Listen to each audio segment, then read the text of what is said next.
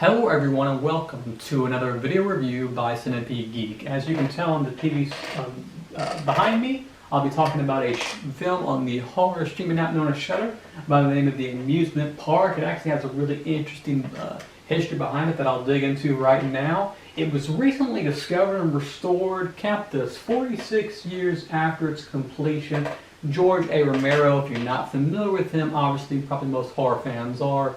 Day of the Dead, Dawn of the Dead, Diary, Survival, list goes on. He not only had sort of a big influence in the very popular zombie franchise films, he directed this kind of oddly social commentary, political, lots of satire in this film called The Amusement Park. It was rediscovered in 4K, available on Blu-ray now. I guess it was kind of almost like a lost film, and somehow, I don't know how, I didn't really dive that deep into it, but they found the footage and they put it back together, put it on Shudder, released it on Blu-ray. Here you go. It's only about 53 minutes. If you don't include the introduction, it's probably shorter than that. This guy appears on screen and says, hey, we take our old people for granted. We really ought to start paying attention to them more, because one day, guess what? You're going to be old too. And then it dives into the movie, and this guy appears in this white room, and it's almost like, I don't want to spoil too much, but it's almost like certain things in life, it's like life is an amusement park, and everything in this amusement park, or everything in life, requires tickets, and it doesn't require money. It requires like tickets you would like see like in an old arcade machine or something. And I don't want to spoil too much because that's pretty much the main gist of the film. It is I will say it's kind of almost odd. Not that Shudder has other things in horror, but most of Shudder's content is horror related. And this film, I would say, is not really a horror film. Maybe it's scary what happens to the guy, or it's scary the way, maybe sort of more of a realistic scary because of the content and the things he goes through, but it's sort of a quote-unquote horror film. I really wouldn't say it's that.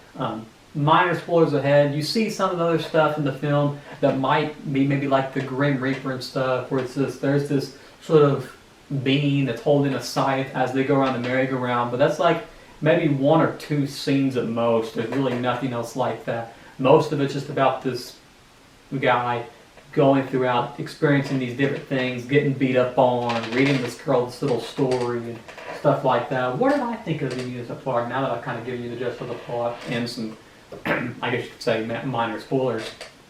I thought it was a pretty cool film. I was intrigued, I will say. If you're going into this expecting a horror film, as I said earlier, don't let that, because it's not a horror film, don't let that affect your opinion. Because if you let something like that, sometimes we go into a film expecting something, and instead of getting what we expected, we get something completely different, and then therefore kind of changes our opinion. And in this case, if you do that, it will definitely change your opinion, because I was expecting a horror film, and it's not what we got. But oddly, I really liked it. I kind of liked the satirical. I felt like it was very different.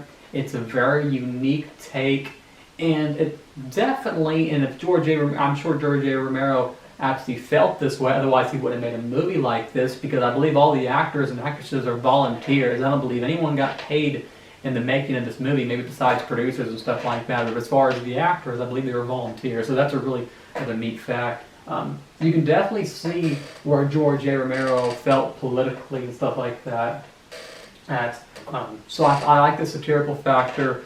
If you watch zombie films, you always got, especially with the first two, Dawn of the Dead and then Nights of the Living Dead, in my opinion, especially with those two, if you looked underneath the blood and stuff like that, you could see the social commentary and how we got to this point of the so-called apocalypse and stuff like that. You could definitely see the social commentary and sort of the political influence there. With this film, you're pretty much getting all satire, all, politics and stuff like that. And one of the real interesting scenes is when there's a bumper car scene, and it's played off realistic, even though they're driving bumper cars. There's an accident with the bumper cars, and the police show up, and then they exchange insurance, and it's a really bizarre scene because it was a bumper car accident in an amusement park.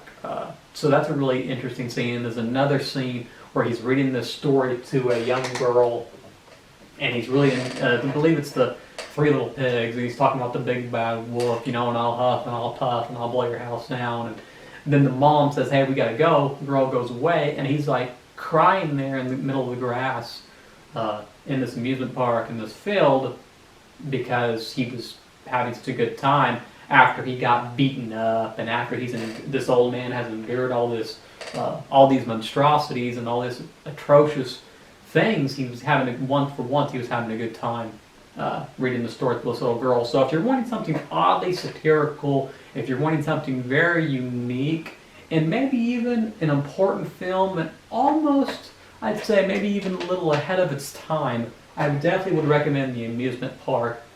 As I said earlier, just don't go into it expecting a real blood and guts horror film. It's not what it is. It's more satirical. It's more lyrical, I guess you could say, in a way. But I give it, I think that's a solid rating, 4 out of 5. I can't really think of anything I didn't like about it. Really is a solid movie. Once again, thanks for watching another video review by Centipede Geek, and as always, make sure to like, comment, and subscribe below.